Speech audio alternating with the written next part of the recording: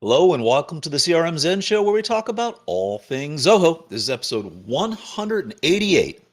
Everybody's work drive for the weekend. Recorded on Friday, March 4th, 2022 from Zenatta Consulting. I'm Brett Martin. And I'm Tyler Colt, and let's get right on into the show. You like my dulcet tones there? Anytime I'm given a chance to speak, buddy. Or sing. All right, announcements and events. Well, we've got in March, looks like things have slowed down. There's a couple little things here. March 15th, we've got our Zoho Desk full product tutorial. That is going to be a good one. That is March 15th at 10 a.m. Pacific time. And then on that same day, or a little bit, about a half an hour earlier, you've got the Zug virtual meetup for sales IQ and effective management. Then Zoho is doing one on the basics of e-signatures in Zoho Sign. That's going to be March 31st at 10 a.m. And then we'll have our webinars coming up for projects in April and books in May, and it goes on and on and on. Anyway, all right, Tyler. And with that, and as always, you can get to this at zenatta.com/events. So check that out. And with that, let's get into the news.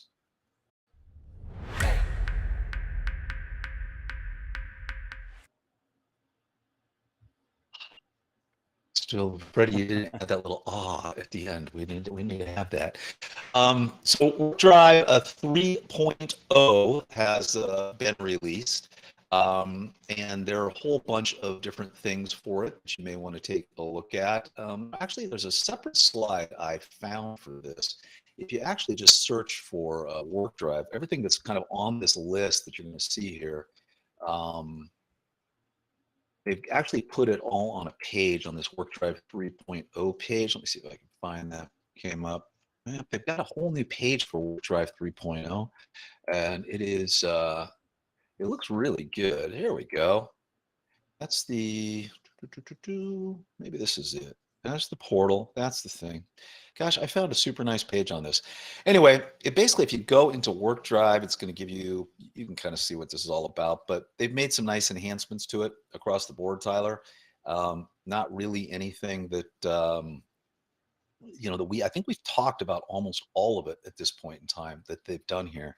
It's, they've got the Workdrive Genie for Mac. We've had that. We've kind of talked about that in the past. It's super, super nice. They've got category support for templates, which we're going to talk about next. That was released. All the preview enhancements for PDFs, the pinning of team folders, the compact view, a lot of nice things. They're going to have some more things that they're releasing shortly that you can find there as well.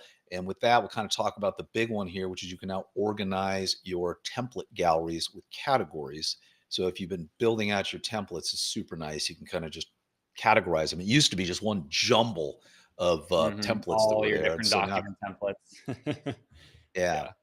So being able now to this is categorize nice. You can those kind now, of super nice. And it's nice too because you can categorize them across different document types. So if you had show documents, sheets, and writer docs that related to marketing, you can create a master category for all of those various templates. So really nice to use. I don't know if there's a function like that within Google Drive to kind of manage these doc templates like this, but it's a nice job to the Workdrive team. Yeah, they did a very good job there. And this is the last little bit of Workdrive news, but boy, is it big. We no longer have private access. So Workdrive API documentation has been a bit of an internal conversation right here. Was it you that found it, Tyler? Yeah, so the Workdrive Drive? API, the Workdrive API is actually pretty robust and pretty useful. It just never had a web page this whole time. It only existed in a publicly visible writer document that floats around in the developer forums.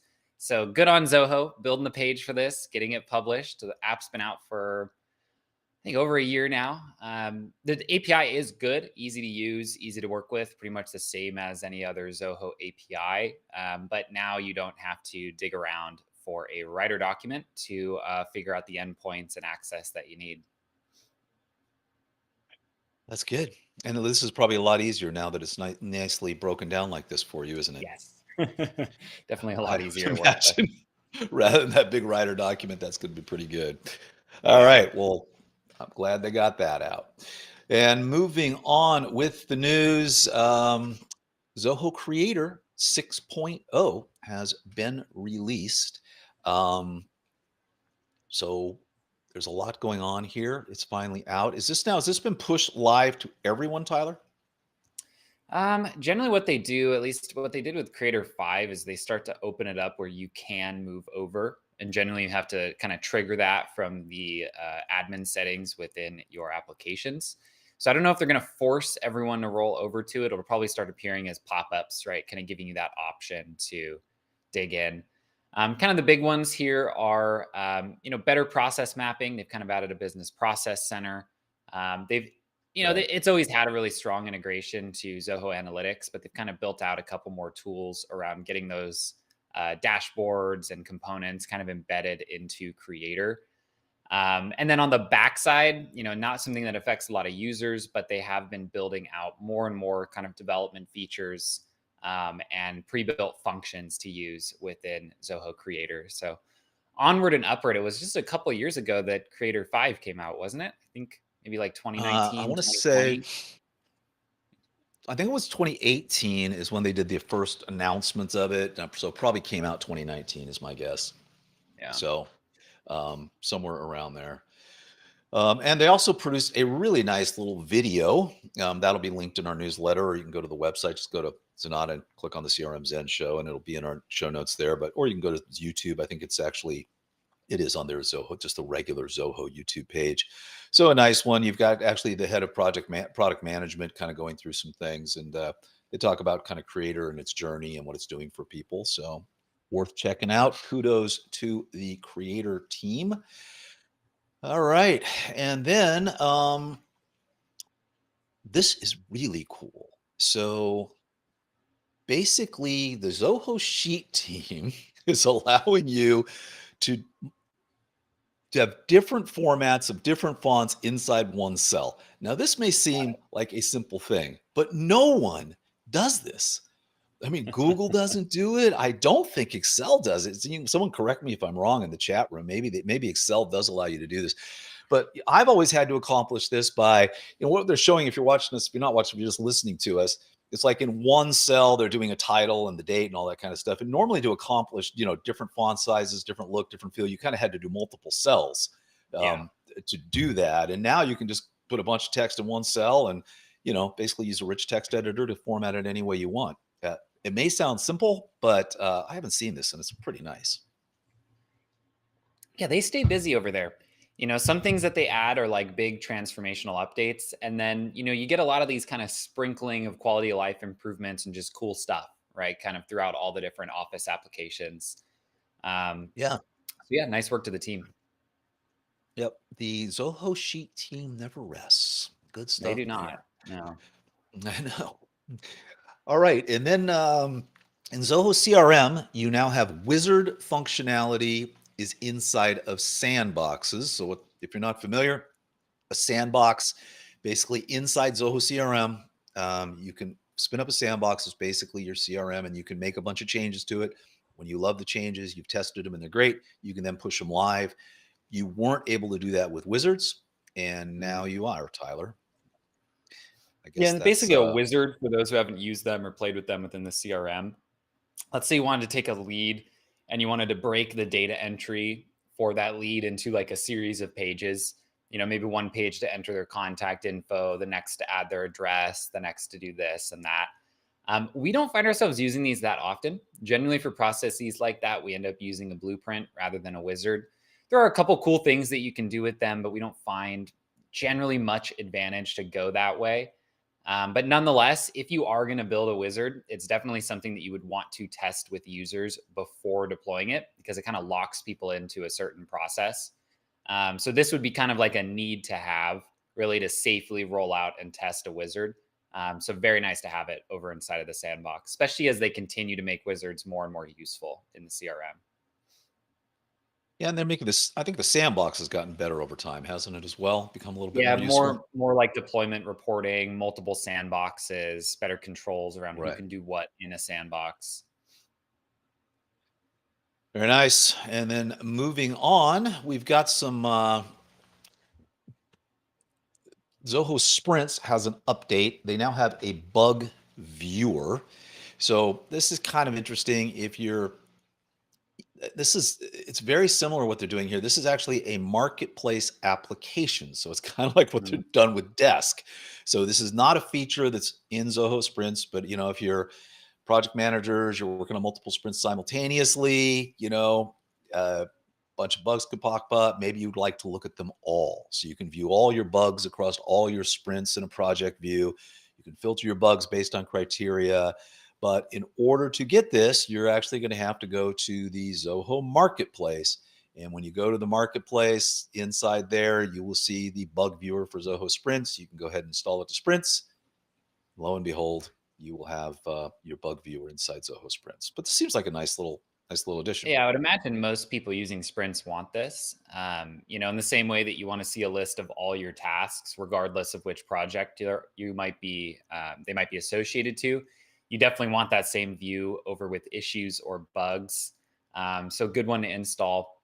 I've been thinking about it with the way that they're deploying really like product updates through the marketplace. And I don't really think it's a bad thing, right? Because if people don't want this, right, then don't install it. And it's one less thing kind of cluttering up your page. But Zoho, if you're listening, maybe just make sure that users know these things are here, especially when they're released, or, if you notice the user has never gone to the marketplace, they might not know that these things are there. We find that a lot with Zoho Desk and some of their plugins where, you show it to someone and it's like, wow, this totally solves this problem. I wish I knew this was here. So yeah, I think it's an interesting way that they're going about releasing new functionality. I think with the idea of kind of keeping things lean if you don't want this stuff.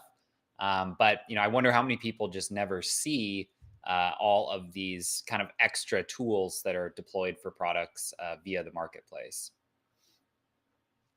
And for those of you that aren't familiar with Sprints, it is a project management tool. It's based on agile development, mark kind of on a product called Jira. That's been around for a lot of time. It's almost what every single software development house uses. And this is their version of it. You can use it for other types of project management as well. But it tends to be something that's used almost exclusively by software developers. So this will, Yeah. nice little plugin. That's why the bug tracking is so important in this as well. All right, moving on with the news. We've got the Zoho Backstage has got the What's New February 2022, and basically what they've been working on there. They now integrate with Zoom meetings. Now, in the past, so this is kind of just taking it to the next little level there. You now can actually integrate with just regular Zoom meetings, which can be helpful. So Backstage is Zoho's events management and presentation platform. It handles both physical events and virtual events. The team is constantly working on it. They're doing a lot of things. I love the fact that they've incorporated Zoom because, as we've talked about in the past, Zoho Meeting, which also includes their webinar software, is getting there. It's getting better. But a lot of people still like to use Zoom, and they're tied into that. So the fact you're not locked into Zoho Meeting and you can use Zoom, I think it's a great thing, and it expands the offering of this product quite a bit. So some good stuff. And it's cool to kind of add this. I mean, I'd imagine kind of the way they see it breaking down is that you're probably tied into webinar for like the primary presentation. You might do breakout rooms, or, depending on the setup and what type of event you're running, you might want to section off and talk to particular people. And it looks like Zoom Meeting will kind of allow you to do that within Backstage. All righty. Then let us move on. All right, and now Zoho Desk, a couple of quick Zoho Desk updates here. The Zoho Desk mobile app, users can now notify the contact while adding a resolution to a ticket. So that's kind of cool, and that's something you would probably want to do, I would imagine. If you're adding a resolution to a ticket, you might want to notify them, or you might want to keep it internal. But that's a nice little thing there. Very simple. And then you can now also in the Zoho Desk mobile app, you can share tickets from within the app inside the Android application. Small little updates to the mobile side of Zoho Desk. Anything to add here, Tyler, or is that kind of it? Yeah, that's just about it. We say it almost every time. I mean, as anything you can do in the browser, great to be able to do on the phone as more and more people kind of change their usage habits more towards these mobile devices and apps. Yeah, agreed. On that line, so client-side scripting is just becoming a massive thing we're finding for a lot of clients inside. Do you think it would be that difficult to do that inside a mobile app? Because it's a whole different thing. But since it's their app running, it would be Yeah, it doesn't interesting to run. see if that could get pushed. It won't run now. I know. I'm just wondering. I'm just putting a bug What in it would Zoho's take. ear. Yeah. If you could get Yeah. client-side scripting to run on mobile apps, that's kind of nice as It'd be well. beautiful. Alrighty. And then I guess there was a password system called Myki that people were using. You've got one password and you've got Zoho Vault, and I guess Myki is no longer. It's going to be end of life. So it's over. They were acquired by a company called Jump Cloud, and they killed Myki. So that's that. So if you want, go ahead and switch to Zoho Vault. It's great, Why not? and you will like it. There you go. All right. And then wrapping up with our news, Zoho Notebook now integrates with Microsoft Teams. And we all So know where this there is you go. going.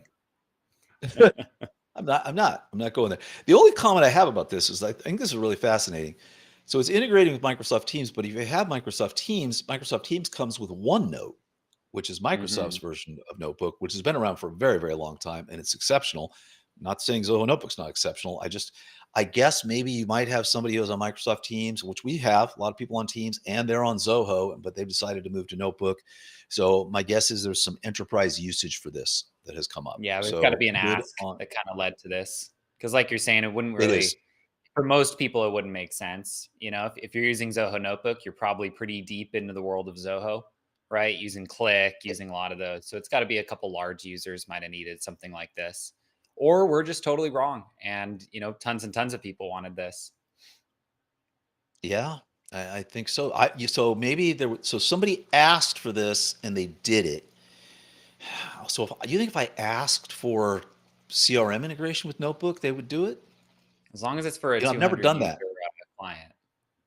I've never thought about just asking, "Hey guys, I don't know if you've heard. It just occurred to me, but if Notebook was to integrate with CRM and I could like save a note and attach it to something in the CRM, that would be cool. Just throwing it out there. It just popped in my head. Be Yeah, crazy kind of a idea. neat idea. I know it's nuts. It's nuts. All right, buddy. And with that, let's go to the implementation of the week.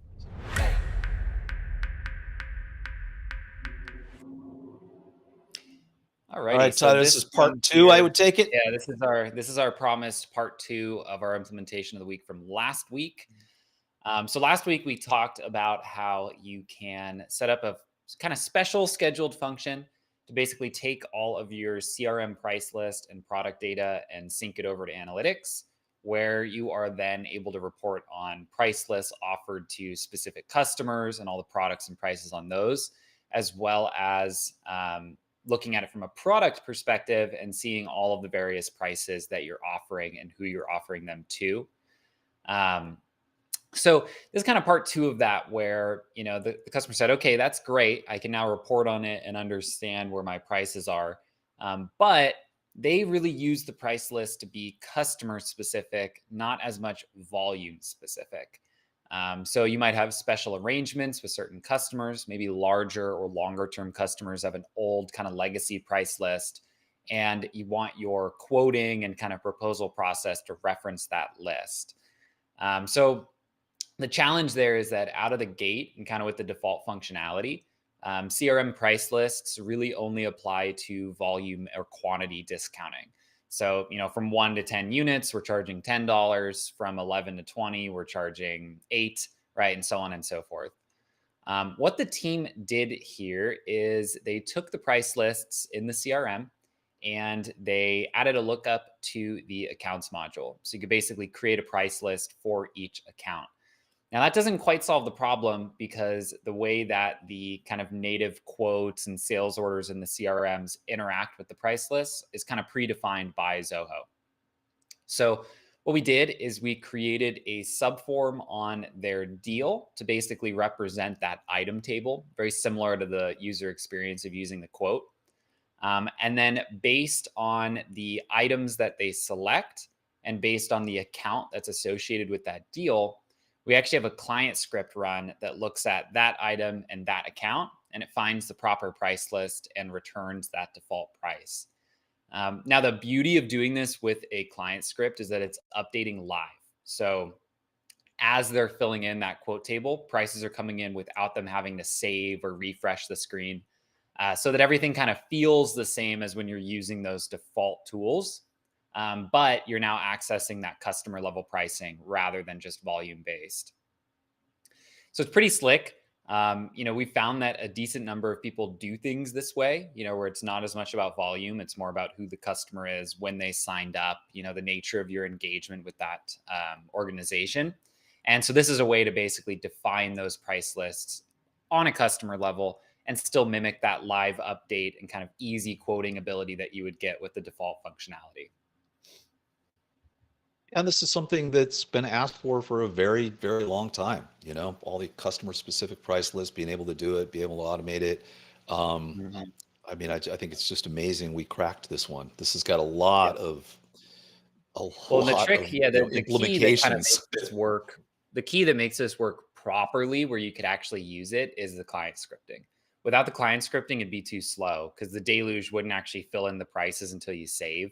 So you'd have to tell your rep, Right. okay, go in, add all the products, don't set the prices, save it, refresh your screen, go back into editing, and then add any discounts or adjustments that you need. But because client scripting is running constantly as they're working on the record, it's basically instantaneous to go and grab the specific customer price for that item. Beautiful, beautiful. Good job to Very the slick. team. So this is shout outs to Jordan and I think Lucas, Tom and was who the else was heavy on it? lift on this Tom. client script. Yeah. Tom was? Nice, Yep. nice, nice, nice. Great job, Yep. guys. Killer work. All right, and that brings us to our read of the week.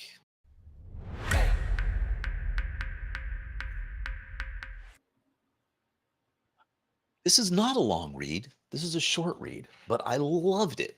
So, this is over on Destination CRM. They make CRM Magazine, really nice. And this is Gartner urges strategically severing ties with poor fit customers. And, I think every company needs to take a look at this. Do you have a customer that is dragging you down? Maybe they're difficult to work with. Maybe they're just not a good fit. Maybe the kind of work that they're doing isn't in your wheelhouse, but you took them on anyway, and you're making it work, and it's a distraction. And there's a million things that it could be that makes them a poor fit. But some interesting stats here. They're saying 75% of companies will cut ties with their poor fit customers, You got but to I wonder can't where that imagine. number comes from. Where I does know it's that just random. 75? I Gartner. know it's Gartner. They've got their methods. I'm sure there's something behind that, but where does that number come from, Gartner? Makes me wonder. I don't know. It's kind of one of those crazy things where they pull that out. But I would like the number, and this will make you 75% more productive. But they Mhm. didn't pull that number out. But it's true. I mean, I think we talk about this all the time. Oftentimes I'm talking to people, and I want to help them, but they're just not a good fit, right? It's going to take too many resources from us, and it's got some other stuff, and you feel horrible, but you have to say, look, I don't think we're the people for you. Um, and I think it's something every company needs to take a look at. So just a Mhm. nice little read. Yeah, especially because I Uh, think, if, especially for your team, as your team is working with customers, if we've kind of set them up with a customer that's not a good fit and they're not able to succeed at either managing that engagement or fulfilling, whatever the customer's expectations are, it also creates extra stress and frustration for, whichever team member is doing that. So there's a lot of benefits, and ideally you catch it up front and kind of don't sign on customers that aren't a good fit. But things change, your focus changes, or the customer's focus changes. So it's good to keep on top of this type of stuff. yes, it is. And with that, let's move on to what's new at Zenatta.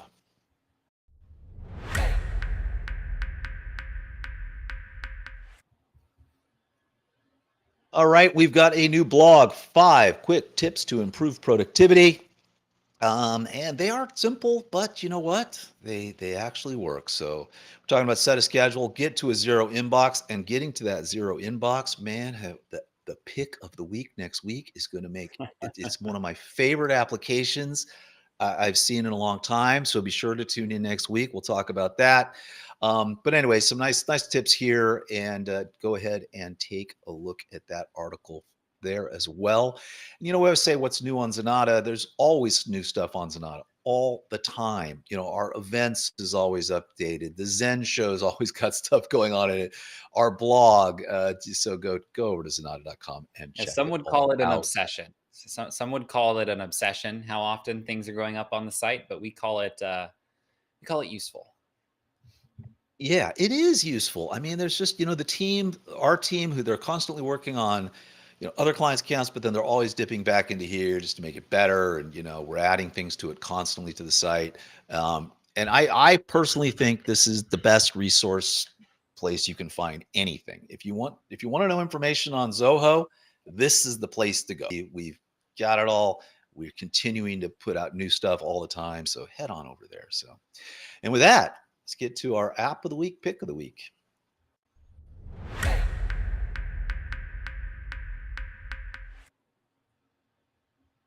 All right, this is cool. So this is only on iPhone or iOS, but they have similar products to this that you can find on Android as well. I've used a couple of these in the past. This one is called Strides.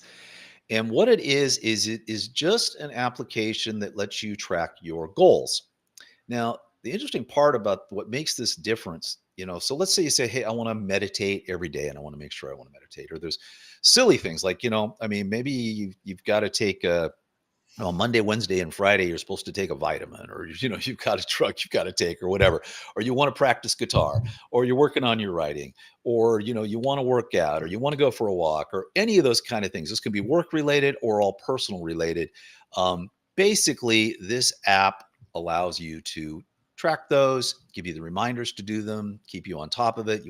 And what sets it apart for me is that most of these apps you have to go in and kind of build it out yourself. This is what I want to do. They're limited. This has a library of just hundreds of different probably thousands of different kind of things that you may want to do around productivity, around personal growth, around those kind of things. And they're all kind of pre-set up for you. You can still customize them from there.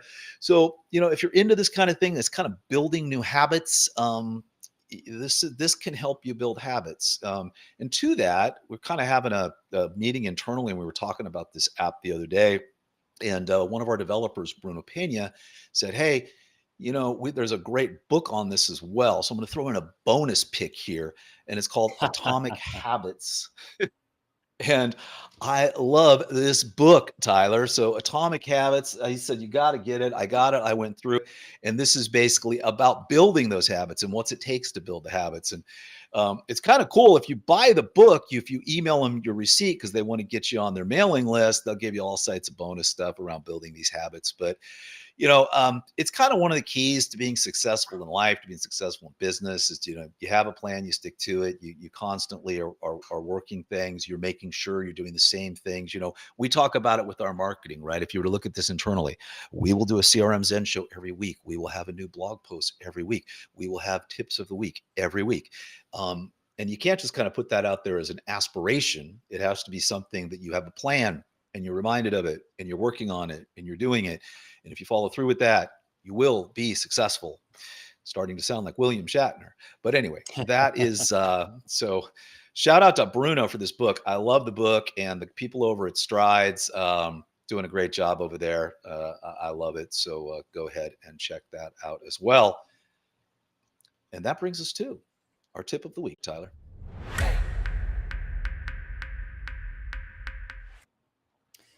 Alrighty, and this is what I think brought to you by, as he's going by internally now, Mr. Hollywood. I don't know where that name came from, but it seems to be what the team has chosen. That is Drew's new name. So Drew here put together a video. This is part 1 of 2. I believe it's going to be 2 on 7 kind of key CRM automations that almost everybody's going to want out of the gate. Right. So we're talking about things like lead assignment, kind of any of these various things that, you might be doing manually, and within the CRM, you can automate them and kind of just reduce the amount of work that you have to do all on your own. So useful video here. A lot of these are things that we've kind of pulled from what people ask us to do, right? So form integration, assignment rules, right? All those core kind of components of CRM that you need. So go ahead and check that out. I think a lot of the ones on part one here are kind of focused around lead flow and lead automation. So if that is a Yep. pain point for you and your org, it's definitely worth giving this one a review. Yeah, so we got 4 of the 7 on this part 1, and next week part 2 will drop, and we'll find out what those other 3 were. So there we go. But great job, Mr. Hollywood. And with that, let's get to our Q&A.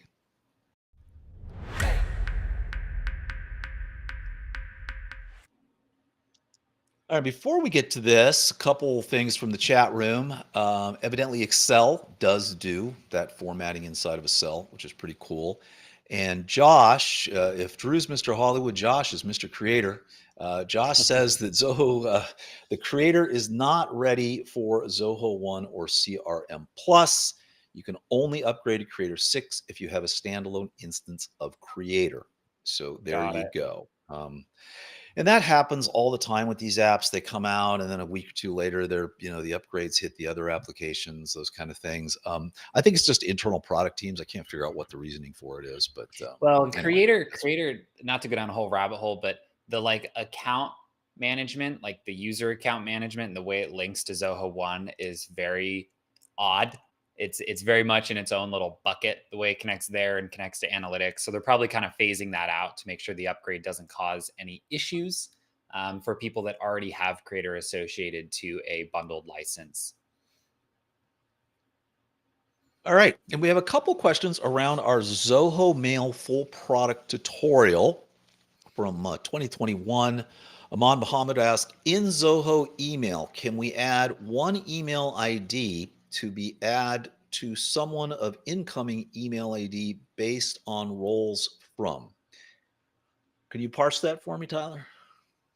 I am not sure. Let me see here. Yeah, I mean, I think maybe what this setting, if I'm understanding the question right, it's basically asking, can we add an email ID to be kind of, I'm assuming automatically added to incoming emails based on a particular from address.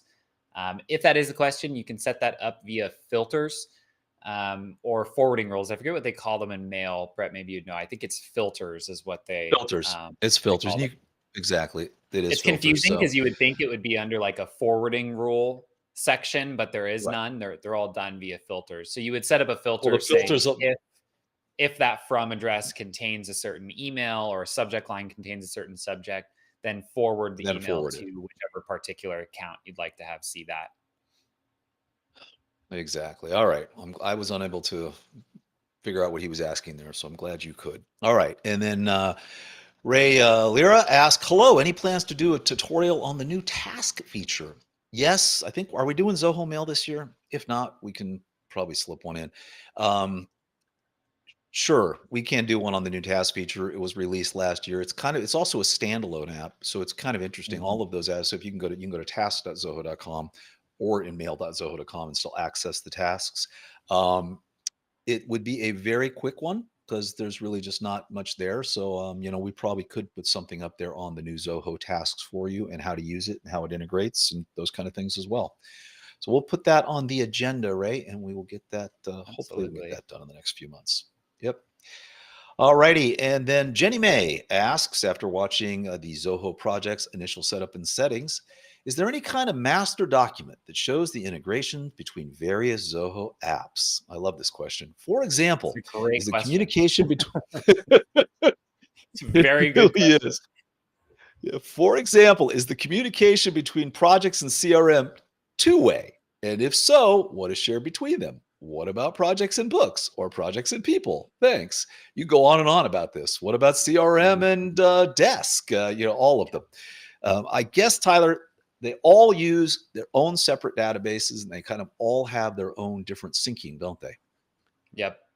They do in different cadences as well, and it all kind of depends on the application. So, like an example of what we mean by it depends is that let's say you're in the CRM and you create a project from your deal record underneath a particular account. Well, in that case, information will flow from the CRM into projects, but nothing is really going to flow like back up to the CRM unless you do the little like create task and also add the CRM. Whereas something like Desk is set up more to do like a 2 hour or 3 hour repeated two-way sync between CRM accounts and contacts and Desk accounts and contacts. To answer your question directly, no, I don't think there is a master document that actually shows all of these with a little bit of detail, right? Kind of like what's a two-way, what's a one-way. Some of them you have options, right? So like books and CRM, you can make it one-way or two-way, as well as like what those cadences are.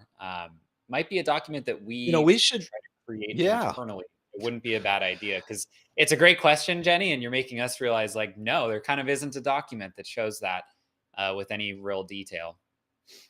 Yeah, we could easily do that. Because like you said, analytics is like a 3-hour sync, right? From whatever it pulls from. And, Mhm. desk is a mystery to me. Desk is random. Well, sometimes it's CRM to about desk. instant. I was doing some testing in Desk the other day, and I added a test contact and account, and I expected to have to come back in an hour, and like kind of circle back to it. So after it had some time to sync, it was instant.